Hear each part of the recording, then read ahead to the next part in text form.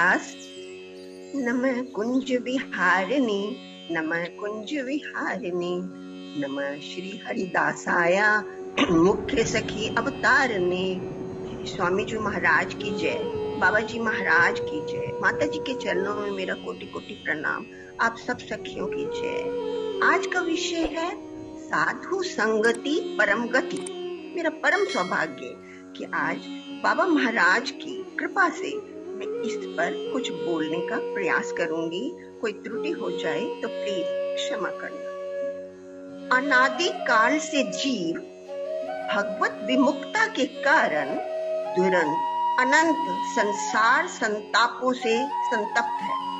ऐसे कृष्ण बहिर्मुख जीवों के लिए भगवत सम्मुख पाने का एकमात्र उपाय है साधु महापुरुषों की संग, उनकी कृपा।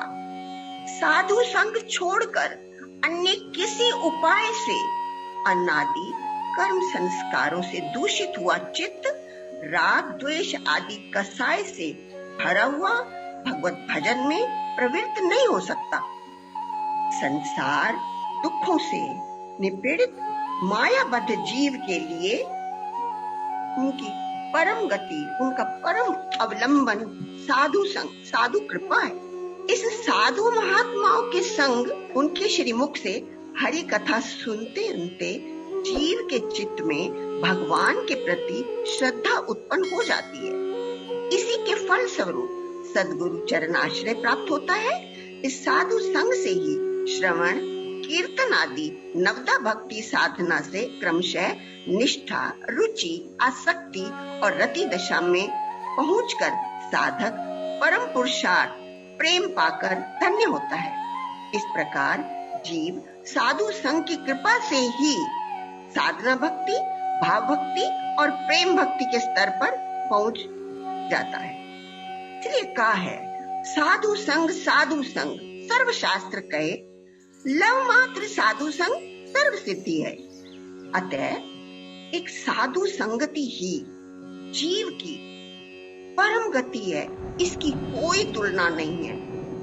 अल्पकाल के लिए ही साधु संग से जीव को परम लाभ की प्राप्ति हो सकती है। साधु संग में भी विशेषकर गुरु संग, गुरु ही हमारे लिए सर्वश्रेष्ठ साधु हैं और कृष्ण प्रेम की प्राप्ति इन्हीं की कृपा से हो सकती है, नहीं तो नहीं। यहाँ तक कहा गया है कि ये नहीं कि भक्ति के शुरू में ही साधु संग चाहिए, चरम लक्ष्य तक पहुंच करके भी साधु संग अति आवश्यक है। साधक को समझना चाहिए कि अगर मैं हरि कथा, हरि चर्चा भक्तों के मुख से नहीं सुनूंगा तो मेरा हृदय भक्ति शून्य हो जाएगा। साधु संग ही भक्ति का मूल है, भक्ति का उद्गम स्थान है।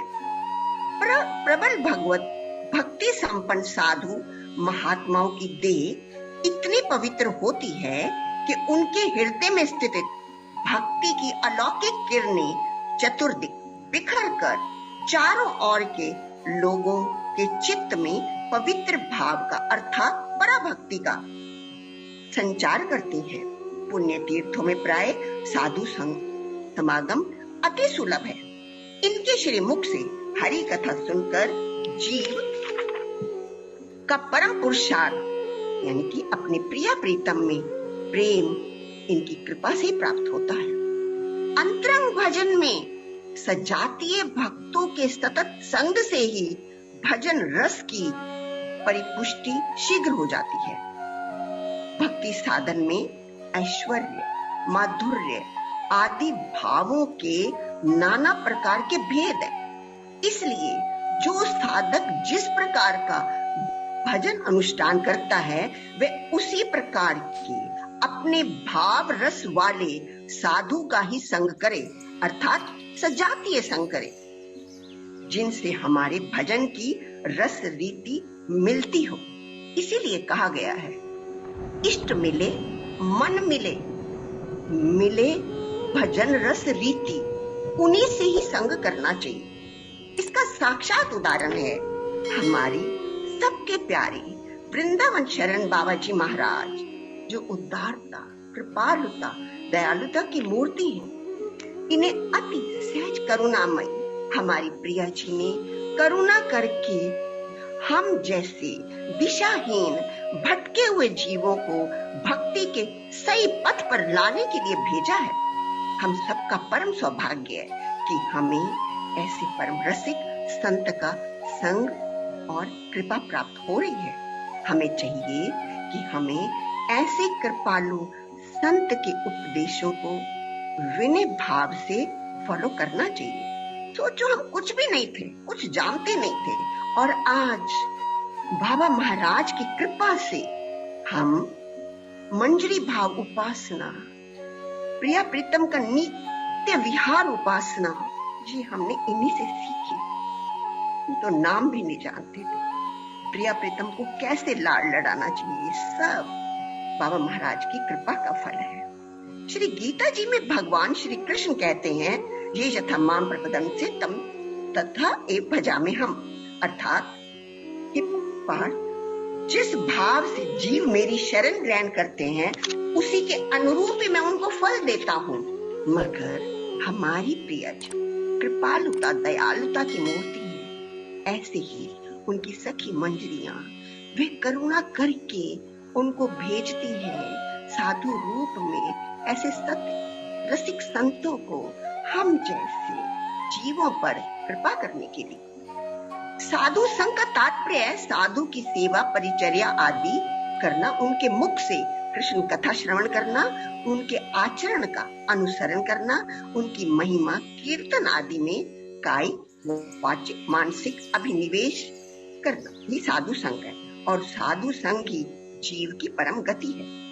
ये साधु संग, ये साधु गण बड़े दीन वत्सल होते हैं। उनका भजन करें या ना करें, हम उनकी सेवा करें ना करें, वो कृपा करेंगे ही से। ऐसा नहीं कि वो कृपा ना करें। वो दीन दुखी पतित आदि पर तो साधु जन पूरी कृपा करें। साधु गण की कृपा तो जीव की दुर्व्यवस्था देखकर ही उत्पन्न हो जाती है। इसके लिए जीव को उनकी उपासना आदि की आवश्यकता नहीं है। जैसे कुबेर नंदन नल कुबर मणिग्रीव की दुर्वस्था देखकर उन पर नारद जी की कृपा हुई। साधु के संग मात्र से पापी के समस्त पाप दूर होते हैं, पर मंगल होता है। हम जानते हैं कि गंगा परश हवेले पश्चाते पावन, दर्शन पवित्र करे यही तुम्हारो गो। गंगा जी में कई बार स्नान करने से जीव पवित्र होता है, पर साधु के तो दर्शन मात्र से ही जीव का परम कल्याण होता है। जो भक्त स्निग्ध उज्ज्वल साधु संग रूपी मंदाकिनी में हमेशा अवगाहन करते हैं, उन्हें दान, तीर्थन, तपस्या, यज्ञ की क्या आवश्यकता है।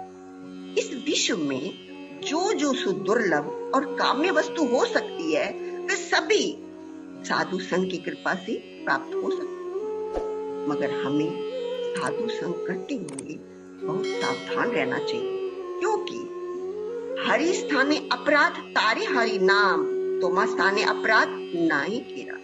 मतलब श्री हरि के निकट किसी भी प्रकार का अपराध हो तो उसे श्री हरि का नाम नष्ट कर देता है, किंतु साधु के प्रति अपराध होने पर वह प्रबल नाम अपराध गिना जाता है।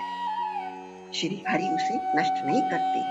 जिन साधु के चरणों के प्रति वो अपराध हुआ है, उनके प्रसन्न होने पर ही उसका विनाश हो सकता है, अन्य कोई उपाय नहीं।